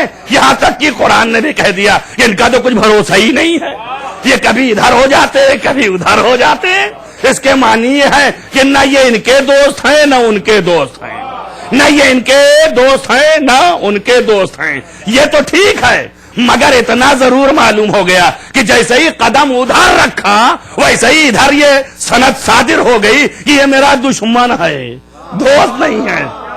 دشمن ہے، دوست نہیں ہے. جو پہچان لو، ورنہ منافق کو کافر کی فہرست میں رکھنے کا کوئی معنی نہیں ہے. کیا معنی ہے بھائی؟ منافق ہے، تم سے بھی تو مل رہا ہے، ان سے بھی مل رہا ہے. ارے بیچارے بڑے ڈپلومیٹک ہیں، تعلقات درست کیے ہوئے ہیں. دیکھیے کبھی کام آ سکتا ہے، کام آ سکتا ہے کہ نہیں آ سکتا، اور آیا بھی کام آ سکتا ہے کہ نہیں آ سکتا ہے. لہذا ضرورت ہے نا تھوڑے بہت تو تعلقات ہونے چاہیے. یا اللہ یہ کیا کروا رہا ہے، منع نہ کر. اس نے کہا معیار بتا رہا ہوں محبت کا، اور معیار بتا رہا ہوں دین و عبادت کا. معیار یہ ہے کہ اگر میرا یہ نہیں رہا، کسی اور کے نزدیک گیا تو یہ میرا نہیں ہے. اسے دھوکہ نہ کھانا. اب آتا ہے میرے پاس تو آنے دو، میں روک نہیں رہا ہوں. توجہ کرو میری بات پر، آنے جانے سے نہیں روک رہا ہوں. آنے جانے سے روکنا ہوتا تو یہ کوئی ایک بھی منافق قریب آ ہی نہیں سکتا تھا. رسول سے پہلے ہی دن خدا کہہ دیتا کہ دھسنے نہ پائیں. یہ تلوار لے کے ایک تھے نا، کھڑے ہو جاتے فوراً کہ تم لوگ آ نہیں سکتے ہو. ہر جگہ کھڑے تھے، وہاں بھی کھڑے ہو جاتے کہ تم آ نہیں سکتے ہو. لیکن اللہ نے آنے جانے سے منع نہیں کیا. میں کچھ کہہ رہا ہوں، اور یہ عبادت ہے، آنے جانے سے منع نہیں کیا، لیکن ہوشیار کیا میرا دوست نہیں ہے، اور جب دوست نہیں ہے تو اس سے کبھی دوستی نہ کرنا۔ یہی ہے نا سورہ منافقین، اللہ کے رکھ دیا تو وعدے کر رہا ہے کہ دیکھو میں تمہیں بتائے دے رہا ہوں، معیار دوستی بھی معیار دشمنی بھی یاد رکھنا، آنا جانا کوئی بری چیز نہیں ہے۔ اللہ اکبر۔ اور اس سے زیادہ یہاں سے نہیں بول سکتا ہوں، اس سے زیادہ نہیں کہہ سکتا ہوں۔ تعلقات بنانا درست ہے، کوئی بری چیز نہیں ہے، لیکن دوست نہ سمجھنا، ہمیشہ برات کرتے رہنا۔ توجہ کر رہے ہیں آپ، برات اپنی جگہ پر ہے، تعلقات اتنا رکھو، آنا جانا منع نہیں ہے۔ اگر منع ہو جاتا تو پھر نبی دھسنے نہ دیتے، اور منع کیسے ہو جائے؟ منع ہو جائے گا تو اگلی کارروائیاں بھی تو نہیں پتہ چلیں گی۔ توجہ کر رہے ہیں آپ، یہ بھی تو پتا چلے کہ یہ یہیں تک ہے کہ اگلے میں بھی آنے والا ہے، اور بھی بہت سے مصلحتیں ہو سکتی ہیں، بہت سی مصلحتیں ہیں۔ ارے نہ معلوم کتنے منافقوں کے ہاں کتنے مومن نکل آتے ہیں، اور کتنے مومنوں کے ہاں کتنے منافق نکل آتے ہیں، ہے نا؟ تو اللہ کی مصلحتوں کو تو ہم نہیں جانتے نا، یہ کیوں اللہ نے نہیں قتل کرایا؟ ان سے کہا کہ اگر لڑ رہے ہیں تو ان کو قتل کر دو، اگر لڑ رہے ہیں تو قتل کر دو، لیکن ان کے لیے کہا آنے جانے دو، کوئی بات نہیں ہے، مگر نہیں یہ میرے ہیں، اور یہ وہ لوگ جانے ان کے ہیں کہ نہیں، لیکن ان کے بھی ہیں نہیں ہے۔ جو کر رہے ہیں اگر ادھر داؤں آئے گا تو ادھر ہو جائیں گے، ادھر داؤں آئے گا تو ادھر ہو جائیں گے، لیکن میرے نہیں ہیں۔ بس جو میرا محب ہوگا وہی میرا ہے۔ والذین آمنوا اشد حبا للہ، وہ لوگ جو ایمان لے آئے ہیں یہی میرے محب ہیں۔ بس اللہ نے اعلان کر دیا نا، یہی میرے محب ہیں، بس جو ایمان لے آئے ہیں یہی میرے محب ہیں۔ بس اب جیسے ہی کہا کہ والذین آمنوا اشد حبا للہ، جلدی جلدی سر سمیٹنے لگے۔ جب بات کلی ہوتی ہے، جیسے کہتے ہیں کہ جتنے قم سے آتے ہیں سبھی عالم دورہ ہیں، توجہ کیجئے، تو ہر آدمی سوچے گا نا کہ میں بھی تو قم سے آیا ہوں، میں بھی عالم دورہ ہوں، کہ اتنا پڑھا کیا پڑھا اس سے بحث نہیں ہے۔ اگر کوئی آیت اللہ آ جائے اور یہ قاعدہ سنا دیا جائے تو ان کے سب میں سب کھڑے ہوں گے کہ نہیں کھڑے ہوں گے؟ سب کہیں گے میں بھی ویسے ہی ہوں، سبھی سب اپنے کو سمجھنے لگیں گے۔ تو ویسے ہی اللہ نے کہا والذین آمنوا اشد حبا للہ، تو اب جتنے اپنے کو مومن سمجھ رہے تھے وہ سب آگے پیچھے ہونے لگے، یہ شان میں ہمارے ہے، یہ شان میں ہمارے ہے۔ اب جتنے اتنے ہی قد والے تھے وہ زمانے سے لے کے آج تک ان کے قلم کے زور لگ رہے ہیں۔ توجہ کریں آپ، یہ ہمارے لیے ہے، یہ ہمارے لیے ہے۔ ابھی کیسے سمجھیں؟ اللہ نے کہا یہ گھسیں گے، توجہ کریں آپ، اللہ بھی چھوڑتا نہیں ہے، کہا یہ گھسیں گے، ان کو ہم گھسنے نہیں دیں گے، ان کو آنے نہیں دیں گے، ہم ان کو نزدیک نہیں آنے دیں گے۔ تو یہ اللہ کرے گا کیا؟ اس نے کہا میں بتائے دیتا ہوں کہ یا ایھا الذین آمنوا من یرتد عن دینہ، تم میں سے جو اپنے دین سے پلٹ جائے تو پلٹ جائے، فسوف یأتی اللہ بقوم، ان قریب اللہ ایک قوم لے کے آنے والا ہے، اس قوم کی صفات یہ ہے کہ یحبہ اللہ ورسولہ، اللہ اور رسول اس سے محبت کرتے ہیں۔ توجہ کریں آپ، اب پہچانوا رہا ہے، ابھی بھی لوگ کہہ رہے ہیں نہیں یہ قوم کی بات ہو رہی ہے، وہ قوم تو ہم ہی ہیں۔ بس جب یہ بھی ہو گیا تو اللہ نے کہا موقع اچھا ہے، یہیں پر پہچانوات ہو۔ جیسے ہی علم ہاتھ میں دیا،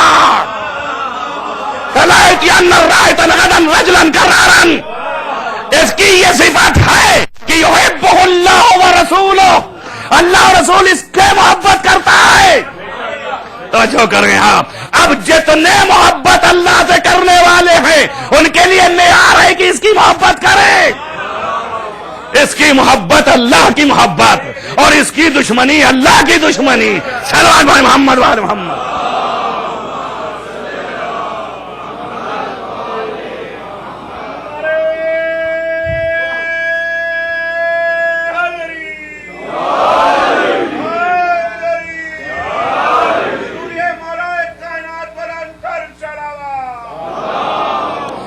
اللہ کی محبت۔ بس میں آپ کے سامنے چند جملات ایسے اور لے آتا ہوں جو ثبوت فراہم کر رہا ہوں۔ اللہ کی محبت معیار قرار پائی، اور یہ اللہ کی محبت ہے کہ وہ کہتا ہے ان سے اللہ محبت کرتا ہے۔ اب دیکھیے آپ، امام محمد باقر علیہ الصلوۃ والسلام. اور اہل سنت میں اس کے علاوہ کتاب ینابیع المعدن اسی امام سے اور دیگر کتابوں میں ڈائریکٹ رسول اللہ سے یہ حدیث ہے کہ اللہ نے فرمایا کہ جو بھی ہے اگر مجھ سے محبت رکھتا ہے، اذا احبنا، اگر وہ مجھ سے محبت رکھتا ہے تو میں پھر اس کا ہاتھ بن جاتا ہوں. محبت اگر رکھتا ہے تو میں پھر اس کا ہاتھ بن جاتا ہوں، وہ ہاتھ جس سے وہ پکڑتا ہے. میں اس کی آنکھ بن جاتا ہوں، وہ آنکھ جس سے وہ دیکھتا ہے. جو کریں آپ، میں پھر اس کی آنکھ نہیں، ہاتھ نہیں، بلکہ اس کی زبان بن جاتا ہوں جس سے وہ بولتا ہے.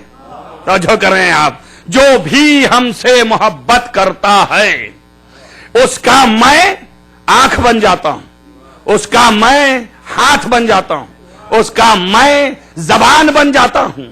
اللہ اکبر. اب یہ معیار ہے محبت الہی کا، ہے نا. حدیث تو سبھی سنتے ہیں، سبھی پڑھتے ہیں، مگر در کے حدیث بھی تو ہے نا. کہ معیار کیا ہے کہ اللہ سے محبت ہے. ایک تو یہ ہے کہ اللہ خود کہے کہ ہاں یہ مجھ سے محبت کرتا ہے، وہ بھی آپ تک پہنچا دیا. دوسرا معیار یہ ہے کہ اللہ ہاتھ بن جاتا ہے. دوسرا معیار یہ ہے کہ اللہ آنکھ بن جاتا ہے. دوسرا معیار یہ ہے کہ اللہ زبان بن جاتا ہے.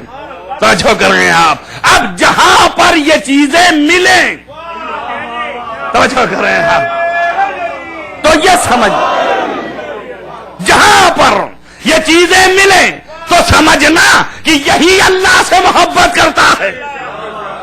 تو ہاتھ خدا کا کیا ہے، آنکھ خدا کی کیا ہے، زبان خدا کی کیا ہے.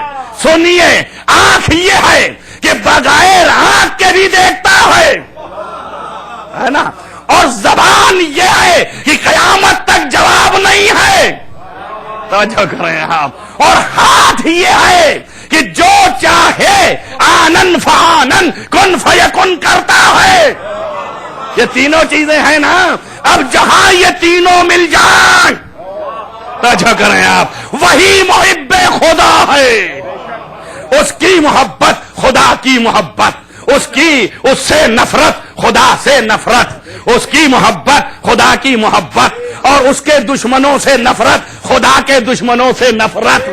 جتنا کرتے جائیں یہی خدا کی محبت بنتی چلی جائے. توجہ کریں آپ. جہاں پر یہ مل جائے آپ کو وہی اقتدار حاصل ہوں کہ وہی ہاتھ ہو جو ہاتھ الہی ہے، وہی زبان ہو جو زبان قدرت ہے. عزیزان گرامی، کائنات محو حیرت ہے. تھوڑے سے زبان کے پارے سید رضی نے جمع کر دیا. آج تک جواب نہ لا سکی دنیا. آپ سوچے زبان کیسی ہے. اللہ کی زبان کا جواب نہیں، بلکہ اللہ نے چیلنج بھی کیا کہ اگر جن و انس بھی جمع ہو جائیں تب بھی اس کا جواب نہیں لا سکتے ہیں. جب جن و انس جمع ہو کر کے نہیں لا سکتے ہیں تو ایسے ہی یہاں کلام ہے. نہ جناتوں میں جواب ہے، نہ انسانوں میں جواب ہے.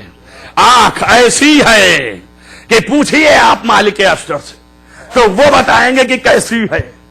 بابا، جس نے یہ پہچانا علی کو کہ علی نے 1000 آدمیوں کو قتل کر دیا، جس نے یہ پہچانا علی کو کہ 500 آدمیوں کو قتل کر دیا، خدا کی قسم یہ علی کی معرفت نہیں ہے، یہ تو مالک اشتر کی معرفت ہے.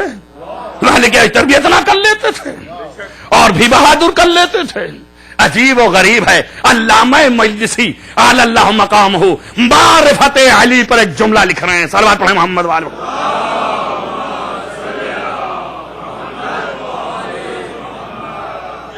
کل اندھوں کے شہر میں ہاتھی آ گیا. اندھے تھے، جارے سارے کے سارے اندھے تھے. ہاتھی آیا، شور اٹھا کہ ہاتھی آیا، دوڑے. ہاتھی اب اندھے تو ہیں، دیکھ تو سکتے نہیں. تو اب ہاتھی کو چھونے پہنچے. کسی کے ہاتھ میں کان آیا، اس نے ایسے ایسے رگڑا، اس کی لمبائی چوڑائی کرے، واہ ہاتھی سے کہتے ہیں. کسی کے ہاتھ میں دم آئی، اس نے پکڑا، اس کی لمبی چوڑائی دیکھا، کہا ہاتھی اسے کہتے ہیں۔ کسی کے ہاتھ میں سونڈ آیا، اس نے دیکھا، چھید تک ہاتھ لگایا، کہا شاید اسے کہتے ہیں ہاتھی۔ اچھا کیا آپ نے؟ کسی کے ہاتھ میں پیٹھ آئی، پیٹ پر ہاتھ پھیرا، کہا اسے کہتے ہیں ہاتھی۔ اب سب جو ہیں وہ اکٹھا ہوئے، کہا بھئی ہاتھی دیکھا؟ ہاں صاحب دیکھا، وہ ایسا ہوتا ہے جو اتنا چوڑا، اتنا لمبا اور اتنا باریک۔ کہا تم نے دیکھا ہی نہیں، تم پائے نہیں۔ اب وہ کیا پائے تھے؟ سونڈ پائے تھے۔ کہا جی نہیں، لمبا لمبا ہوتا ہے، اس میں سوراخ ہوتا ہے۔ کہا تم نے دیکھا؟ تیسرے نے کہا جی تم نے بھی نہیں دیکھا، وہ تو ایسا ہے کہ پتلا سا ہے، ایک لمبا سا، آخر میں بال بھی ہوتا ہے، میرے ہاتھ میں آیا تھا۔ کہا کہ یار تم بھی نہیں پہچانے؟ ایک چوتھے نے کہا کہ جی نہیں، مسطح لمبا ہوتا ہے۔ توجہ کیا آپ نے؟ سب نابینا تھے، توجہ کریں آپ، سب ڈھونڈ رہے، اپنی اپنی معرفت بتا رہے ہیں۔ ایک آنکھوں سے دیکھا ہوا ہاتھی کھڑا تھا، اس نے کہا کہ صاحب نہ تم بتا رہے ہو جو وہ ہاتھی ہے، نہ یہ ہاتھی ہے، نہ یہ ہاتھی ہے، نہ وہ ہاتھی ہے جو تم بول رہے ہو، ہاتھی تو ان سب کے مجموعے کا نام ہے۔ توجہ کر رہے ہیں، اللہ اکبر۔ نابینا تھا جتنا نابینا، وہ اپنے حساب سے معرفت حاصل کر رہا تھا، جو بینا تھا وہ اپنے حساب سے دیکھ رہا تھا۔ فرمایا ہے صحیح مولا کائنات کی معرفت ہے، یہ دنیا کے انسان جو ہیں اپنی اپنی نظروں سے پہچان رہے ہیں۔ جو حقیقت علی پہچان رہا تھا، اس نے کہا جس کو آدم کو دیکھنا، نوح کو دیکھنا، ابراہیم کو دیکھنا، صلوات محمد وعلی محمد۔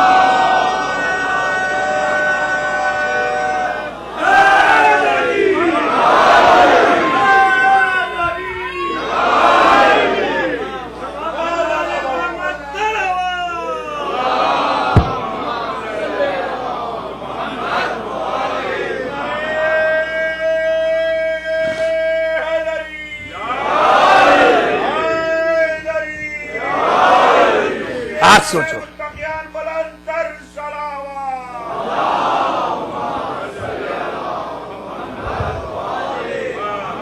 آپ سوچئے کہ کیسے ہم معرفت رکھتے ہیں۔ بھئی یہی مثال ہے ہماری بھی، ہم نے اپنی آنکھوں سے دیکھا، کوئی علم کو ناپ رہا ہے تو علامہ سمجھ رہا ہے بس، کوئی اقتدار کو ناپ رہا ہے تو کہتا ہم سے بہتر ہے، یہ کر لیتے ہیں جو ہم نہیں کر پاتے۔ کوئی جو ہے وہ ان دونوں سے ہٹ کر کے مسائل شرعی پر توجہ دے رہا ہے، کہہ رہا ہے بہت بڑے شاعر اللہ تھے، ان کے پاس زیادہ مسئلہ تھا، ایک ایک سے 10 نکالے دے رہے ہیں۔ کوئی جو ہے ان کے قتال کو دیکھ رہا ہے تو کہہ رہا ہے بہت بڑے شجاع تھے۔ یعنی معیار شجاعت بھی جو پہچانا وہ اتنا ہی کہ 1000 قتل کیے، 2000 قتل کیے، 10,000 قتل کیے، 20,000 قتل کیے، معیار شجاعت ہے۔ معیار شجاعت یہ نہیں ہے، اپنے اعتبار سے دیکھ رہے ہیں ہم لوگ۔ بھئی ایک سوچو بات کو، ایک علی کے سمجھنے میں پوری دنیا کے مغز معرفت کرنا چاہ رہے ہیں تو اپنے محدود معرفت سے، اب میں کہوں نا، اب سمجھیے عظمت علی کہ کتنا بلند ہے، کائنات کی عقلیں گنگ ہیں اس کی معرفت حاصل کرنے میں۔ تو جب اس کی معرفت نہیں پا رہے ہیں تو وہ جس کا سجدہ کر رہا ہے اس کی معرفت کون حاصل کر لے گا؟ کہ بھئی اسی کی پہچان لو، معرفت پیدا کر لو، اسی کو پہچان لو، گویا مجھے پہچان لیا۔ توجہ کریں آپ، اتنا آسان ہوتا علی کا پہچاننا تو کبھی نہ کہتا من عرف علی، جس نے علی کو پہچان لیا اس نے اپنے رب کو پہچان لیا، جس نے ائمہ کو پہچان لیا اس نے اپنے پروردگار کو پہچان لیا۔ ایسا ہی آسان ہوتا تو کبھی نہ کہتا۔ معلوم یہ ہوا کہ جیسے خدا کا پہچاننا مشکل ویسے ہی ان کا پہچاننا مشکل۔ تو جو کریں آپ، جب یہ باتیں ملتی جا رہی ہیں تو جو خدا کے لیے ہے اس سے ملتی جلتی باتیں ان کے لیے بھی ہوں گی نہیں ہوں گی؟ بھئی انہوں نے تعریف کی اللہ کی تو اللہ نے چاہا کہ یہ میرے محبوب ٹھہرے تو اب ان کے بھی کچھ محبوب پیدا ہوں جو ان کے بھی محبت کرنے والے، تو ویسے ہی بنایا نا، جب نے مجھ کو ایسے پہچانا تو اس کے بھی پہچاننے والے کچھ ہوں۔ اگر آپ یہاں تک آ گئے ہیں تو آپ سمجھیں نبی نے کیا کہا کہ یا علی آپ کو کسی نے نہیں پہچانا سوائے میرے اور خدا کے، اور مجھے کسی نے نہیں پہچانا سوائے تمہارے اور خدا کے۔ توجہ کیا آپ نے؟ اور خدا کو تو کسی نے پہچانا ہی نہیں سوائے میرے اور تمہارے، باقی تو کٹ گئے بیچارے، اس لیے کہ اب وہ مسلمان ہیں فقط، اللہ سے کوئی ربط نہیں، پہچان سکتے ہی نہیں۔ ان دونوں کو بھی کسی نے نہیں پہچانا، تو اب کتنا ہی بڑا علامہ ہو، کتنا ہی بڑا آیت اللہ العظمہ ہو، سب نے تو معصوم سے پوچھا، صحابی وہ جو امام کی بارگاہ میں 30 سال بیٹھے، 40 سال تربیت پائے، اور جب وہ کبھی ایسی بات سن لے تو فوراً کہیں کہ مولا یہ تو کبھی نہیں سنا تھا، ابھی تم نے سنا ہی کیا ہے، ابھی تو تم نے سمندر کا ایک قطرے کا قطرہ سنا ہے۔ توجہ کریں آپ، ابھی تو تم نے کچھ سنا ہی نہیں ہے۔ وہ بھی حیرت میں ہیں کہ یہ کیا ہے، 40 سال، 30 سال، 50 سال، مگر معرفت ابھی نہیں آئی۔ اتنے سال بیٹھنے والے ان کے لیے بھی کہہ دیا کہ دیکھو آگاہ رہو، ہر ایک کے دل میں ہماری معرفت کا شمع نہیں جائے گا، مگر وہ قلب جن کا امتحان اللہ نے لے لیا ہے، توجہ کریں آپ، ان کے دلوں میں ہماری معرفت آنے والی ہے۔ وہاں تک پہنچنے والی سب تک نہیں پہنچے گی، لہذا آپ جس حیثیت سے ہیں وہ ویسے ہی معرفت اختیار کیجئے، لیکن معرفت واقعی نہیں حاصل ہو سکتی جس علی کی معرفت واقعی نہ حاصل ہو سکے، اس کے خدا کا کیا عالم ہوگا۔ توجہ کریں آپ، اب وہ خدا اس علی پر ناز نہ کرے تو ہم پہ ناز کرے، بتائیں ہماری عبادت کو کیا کرے گا وہ، ہماری معرفت کو کیا کرے گا وہ، بھئی ہم پر کیا ناز کرے۔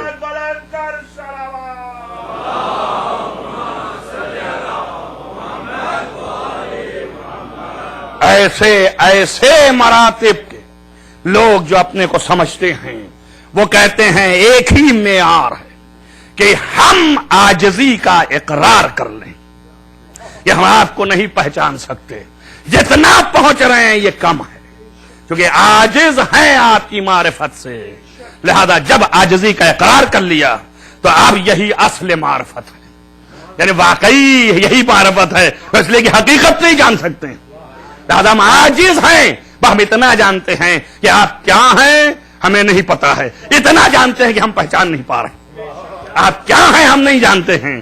بھائی یہ جتنی چیزیں لکھ کے آ گئی ہیں ان کو جمع کر دے، ابھی کوئی اور بھی پیدا ہو، وہ اور بھی، کیا علامہ مجلسی نے خالی بہار میں جمع کر دیا تو ختم ہو گیا؟ کیا ختم تھوڑی نہ ہو گیا، یہ تو رہے گا قیامت تک اور بند نہیں ہونے والا ہے۔ تو آپ سوچیں اللہ کی معرفت کتنی بلند ہوگی تو اس کی عبادت کتنی بلند ہوگی۔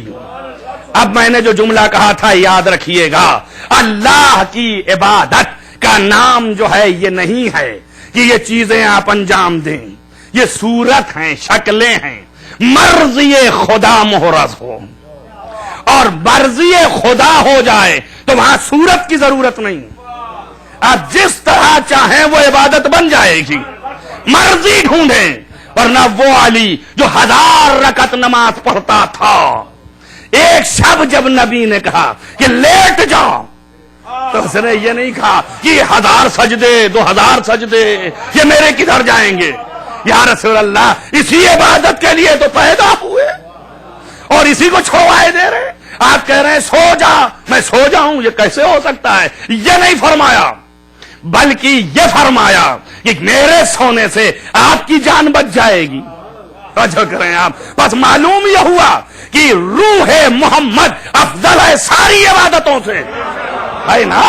اگر نہ ہوتا تو یہ 1000 پکڑ کے بیٹھ جاتا، 1000 رکعت چاہیے مجھے، اب نہ پوچھنا کہ محمد و آل محمد افضل ہیں۔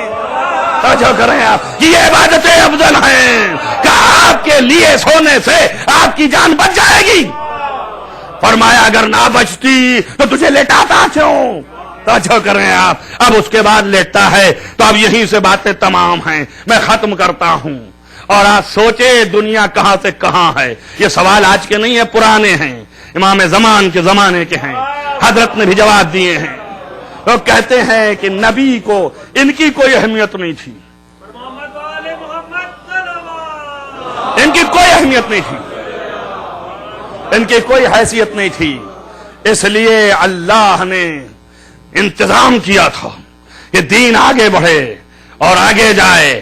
ان کی اہمیت تھی، نبی ساتھ میں لے کے گئے اور ان کو لٹا گئے کہ اگر یہ مارے جائیں تو مار کیا کرنا، لیکن یہ رہیں اس لیے کہ اسلام وابستہ ہے.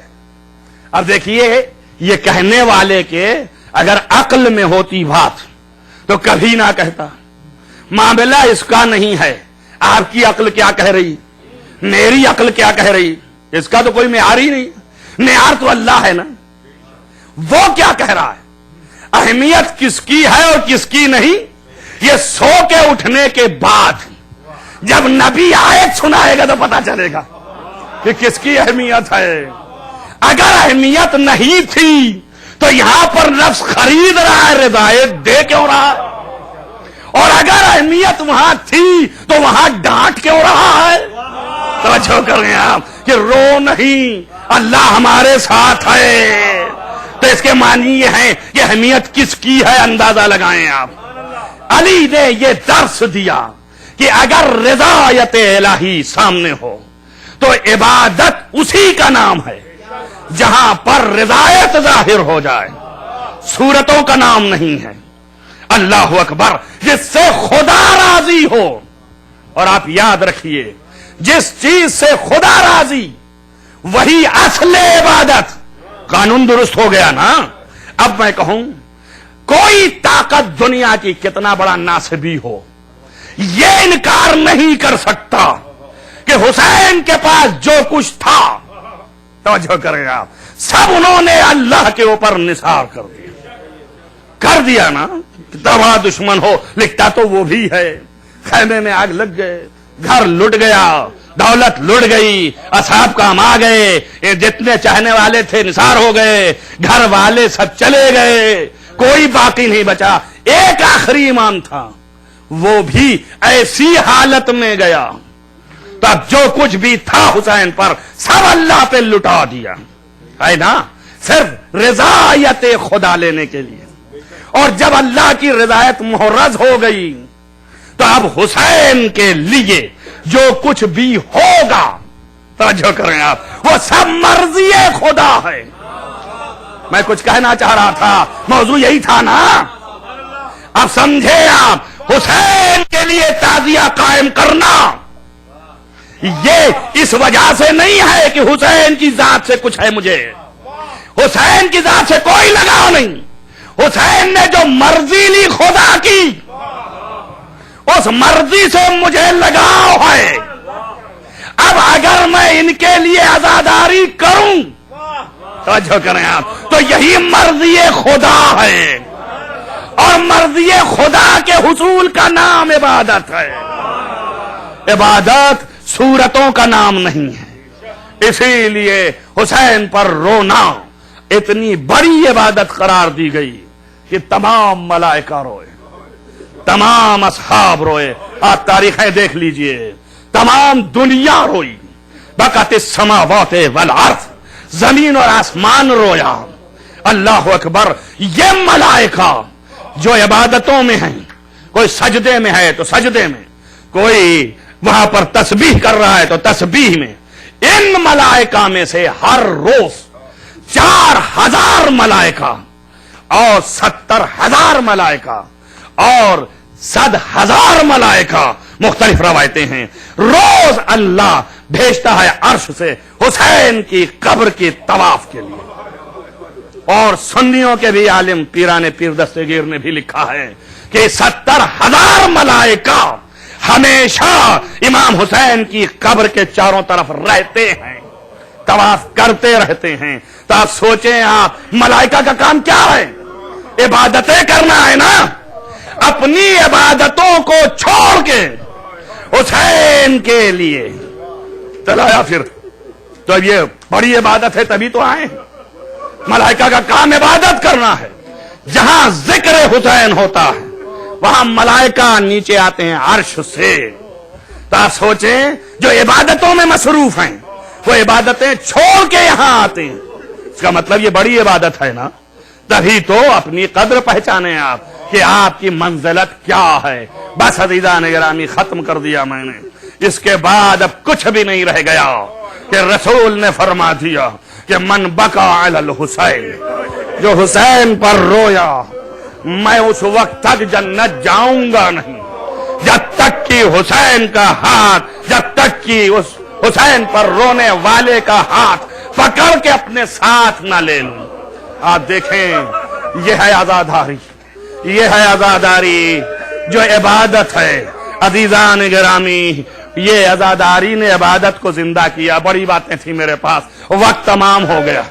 اس عزاداری نے اور اسی حسین نے عبادت کو زندہ کیا۔ یہ عبادت جو زندہ ہے، آج سجدہ نہ ہوتا اگر حسین نہ ہوتے تو، آج یقیناً دنیا میں دین اسلام مٹ جاتا ہے نا، حسین نہ ہوتے تو۔ اسی حسین نے، او حسین کے بعد کی منزل جو زینب کی ہے، اللہ اکبر۔ آپ دیکھیں عجیب و غریب روایت ہے، یہاں واجبات تو بہت دور کی بات ہے، اتنے مصائب تھے، اس کے بعد مستحبات نہیں چھوٹے۔ آپ دیکھیں میری آنکھیں دیکھ رہی ہیں، جناب عبداللہ سے جب حضرت زینب سے ملاقات ہوتی ہے تو حضرت زینب کو کیسے ملاقات ہوتی ہے؟ حضرت زینب جہاں ٹھہری ہیں، قافلہ جو لٹ کر آیا ہے ٹھہرا ہے جہاں، تو عبداللہ جاتے ہیں 4 مرتبہ پورے قافلے کو 4 مرتبہ طواف کرتے ہیں اور آنکھوں کو گڑا گڑا کے زینب کو ڈھونڈ رہے ہیں، نہیں پاپا، واپس چلے گئے۔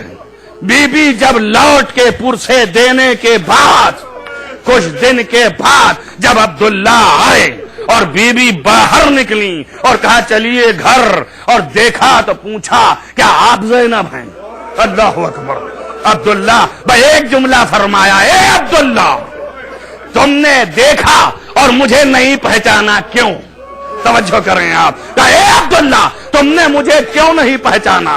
اس لیے نہیں پہچانا نا کہ سر کے بال سفید ہو گئے۔ اے عبداللہ تم نے مجھے کیوں نہیں پہچانا؟ اس لیے نا کہ میری کمر جھک گئی۔ اللہ اکبر۔ اے عبداللہ تم نے کس لیے نہیں پہچانا مجھے؟ اے عبداللہ یاد رکھو میں اس حالت میں تھی۔ اللہ اکبر۔ ایک فقرہ فرمایا کہ اس حالت میں تھی کہ 2 مصیبتیں اتنی بڑی تھیں کہ جن کو برداشت نہیں کر سکی۔ اللہ اکبر۔ اور اسی میں فرمایا اے عبداللہ پانی دانا کچھ نہیں تھا، اتنا کم تھا تم نے دیکھا نہیں ہے، میں بیٹھ کے نماز پڑھ رہی تھی۔ اللہ اکبر۔ آپ دیکھیں وہ بھی کون سی نماز؟ نماز شب بیٹھ کے پڑھ رہی، اللہ اکبر، نماز شب بیٹھ کے پڑھ رہی تھی، نماز شب نہیں چھوٹی کبھی، یہ ہے عبادت گزار۔ عزیز ایک فقرہ فرمایا عبداللہ یہ میرے بال کیوں سفید ہوئے، یہ میری کمر کیوں جھکی؟ اس کے سبب ہیں۔ پوچھا بی بی میں کربلا میں نہیں تھا، مجھے پتا ہے کہ حسین عالی مقام پر بڑی مصیبت ہو۔ کہا ہاں عبداللہ صحیح کہتے ہو، لیکن کمر اس لیے جھک گئی کہ میرا جوان بھائی نہر فرات پر قتل کر اس کے ہاتھ کاٹ دیے گئے۔ اے عبداللہ اس وجہ سے کمر جھک گئی، اور اے عبداللہ سر کے بال اس لیے سفید ہو گئے کہ قید خانے میں سکینہ تڑپ تڑپ کے مر گئی۔ جزاکم ربکم خیر الجزا، جزاکم ربکم خیر الجزا۔ بس عزیزان گرامی،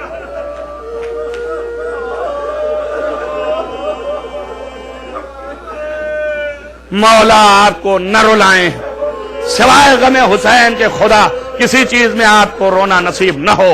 مولا کا غم صرف آپ کے دل میں رہے۔ ان کے لیے ایک سانس لینا مغموم کی حالت میں تسبیح الہی ہے۔ چھٹے امام نے فرمایا کہ جو شخص غم کا میرے احساس کر کے اور کربلا کے غم کا ایک سانس لے لے، یہ اللہ کی تسبیح ہے۔ اس سے بڑی عبادت کیا ہوگی؟ جتنی دیر سے بیٹھے تم سانس لے رہے ہو، یہ سانسیں عبادت ہیں۔ اللہ اکبر۔ فرمایا سکینہ اس قید خانے کے اندر، عزیزان گرامی کتنی مجلسیں ہو گئیں، بڑا اختلاف ہے اس میں کہ حضرت سکینہ کی شہادت کہاں ہوئی، سکینہ تھیں کہ رقیہ تھیں۔ میں کبھی اختلافی بات نہیں پڑھتا ہوں، عادت نہیں رہ گئی، لیکن یہ کم علم لوگ آ کر کے ممبروں پر گڑبڑی مچا رہے ہیں۔ لیکن دیکھیں مشہور کوئی چیز ہوتی ہے، مشہور کتابوں میں یہی ہے کہ سکینہ جو تھی وہی رقیہ ہے، اور جو رقیہ تھی وہی سکینہ ہے۔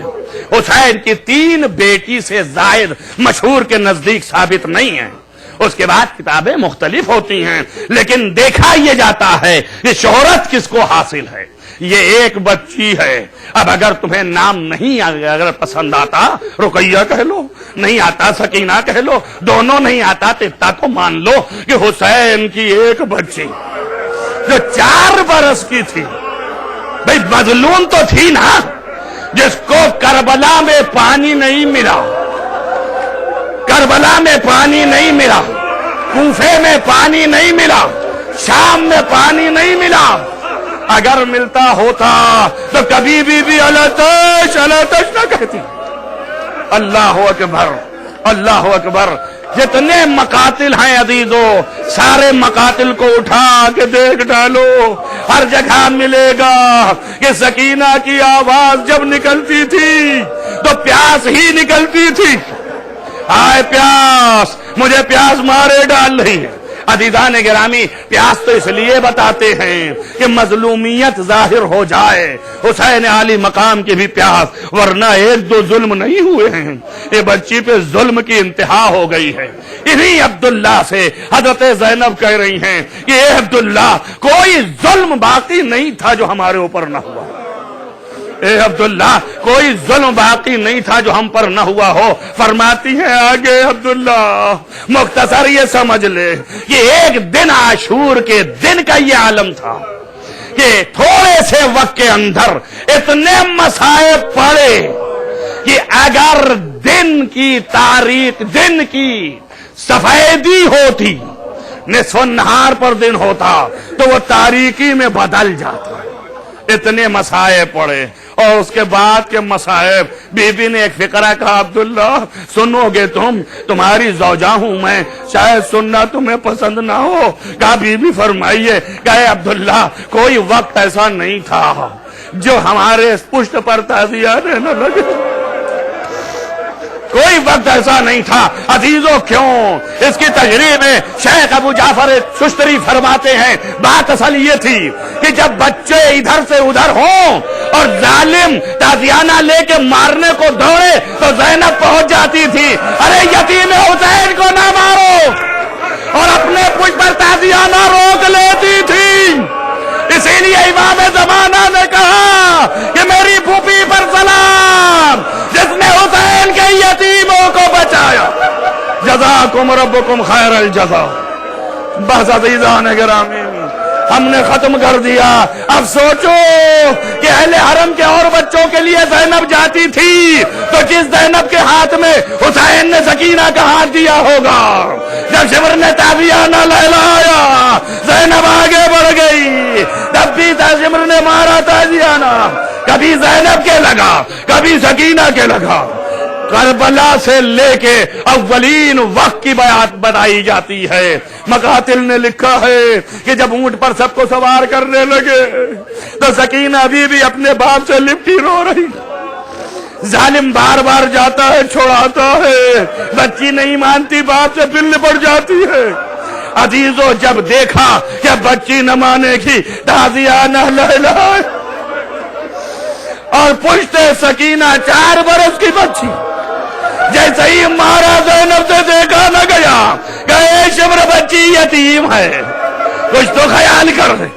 عزیزو یہاں سے لے کر کے کوفہ کے بازار میں بھی اور کوفے سے راہ شام میں بھی اس قدر تازیانے مارے گئے ان دونوں پھوپھی اور بھتیجی کے، کہ دونوں کے پشتیں چلنی تھیں، اور یہاں تک لکھا جاتا ہے کہ آپ کو خود حضرت سکینہ سلام اللہ علیہ یزید کے دربار میں یزید کی پرسش پر اپنی مصیبت کے بیان میں فرماتی ہیں، یزید تو پوچھتا کیا ہے مجھ سے؟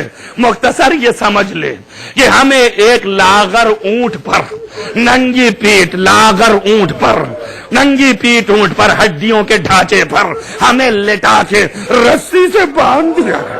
اللہ اکبر۔ آپ دیکھیں ہڈیوں سے سینہ چھلنی ہو گیا، اللہ اکبر، کرتا سرخ تھا، جگہ جگہ زخم تھے، اللہ اکبر۔ آپ سمجھیے بات کو کہ جب امیر المومنین علی ابن ابی طالب نے اپنی زوجہ اطہر حضرت فاطمہ زہرا سلام اللہ علیہا کو غسل دے رہے تھے تو اس وقت ایک زخم دیکھ لیا تھا، اللہ اکبر، ایک زخم دیکھ لیا۔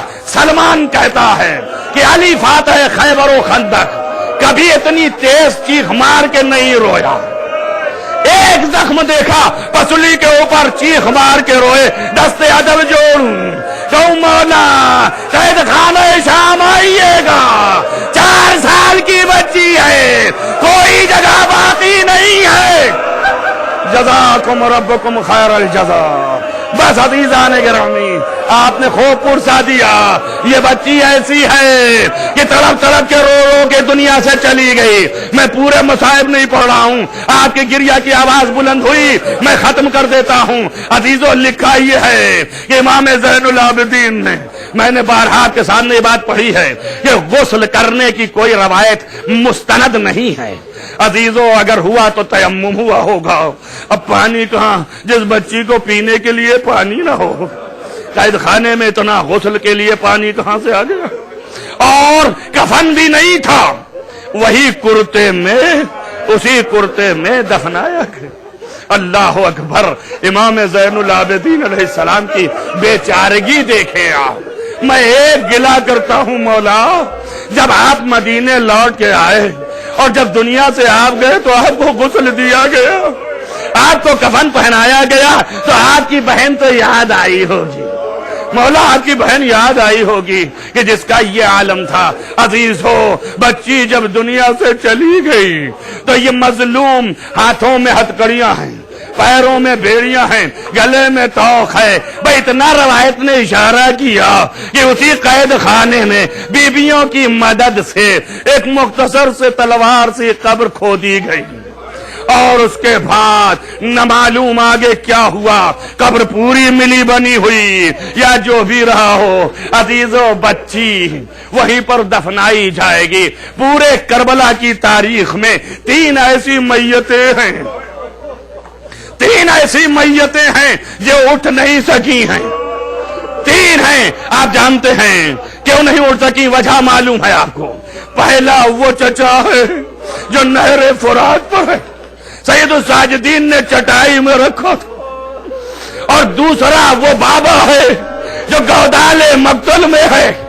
عزیزو، تیسری میت سکینہ کی ہے جسے سید الساجدین نہ اٹھا سکے، زینب نے اٹھا کے ہاتھ پر رکھا۔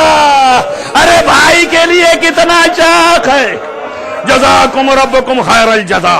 اللہ اکبر، یہ بی بی کی قبر ایسی جگہ ڈھونڈ کے بنائی تھی کہ ذرا سا نرم رہے، عزیزو، نرمی کی وجہ سے، تاکہ بی بی نے وصیت کیا تھا کہ میرے بھائی اگر میں دنیا سے چلی جاؤں تو میری قبر ایسی جگہ بنانا کہ جہاں پر نمی رہے۔ کیوں؟ اس لیے کہ پیاس سے میری پسلیاں سوکھتا ہیں۔ عزیزان گرامی، ایسی جگہ پر دفن کیا، اور تاریخوں نے یہ بھی لکھا کہ دفن کرنے کے بعد مجھے 2 جگہ ملا، پانی اتنا نہیں تھا، قبر پر پانی چھڑکا جاتا ہے، یہ آپ کو پتا ہے کہ نہیں؟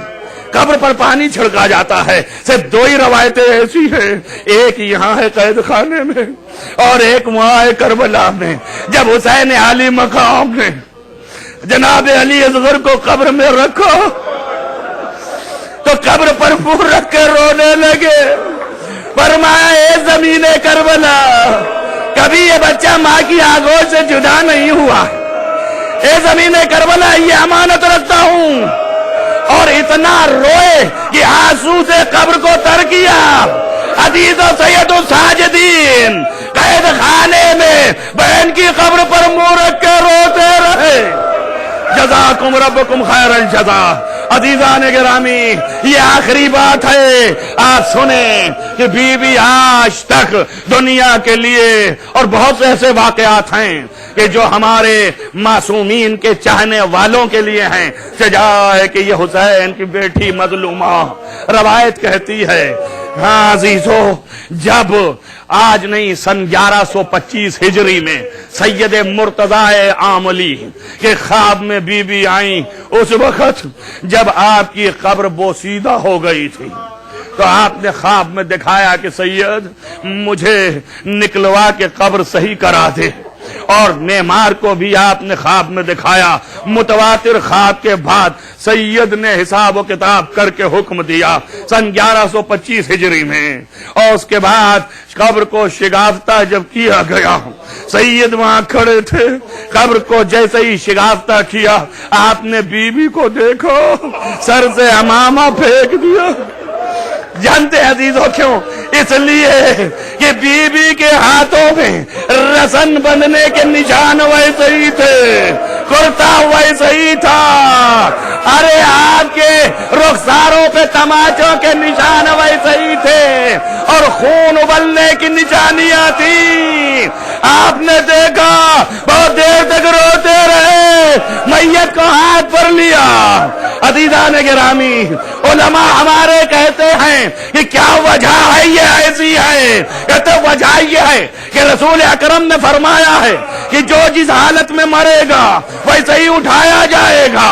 عزیزو، حشر کے دن جب سید عالمین ایک مرتبہ حشر میں آئیں گی اور خدا پوچھے گا کہ اپنے گنہگاروں کے لیے کیا لائی ہو، عزیزو جو تبرکات دیں گی اس میں سکینہ کو سامنے رکھیں گی، وہی کرتا، وہی نشانات۔ سوال ہوگا بارے یہ کس جرم میں قتل کی گئی؟ ماتم حسین یا حسین یا حسین۔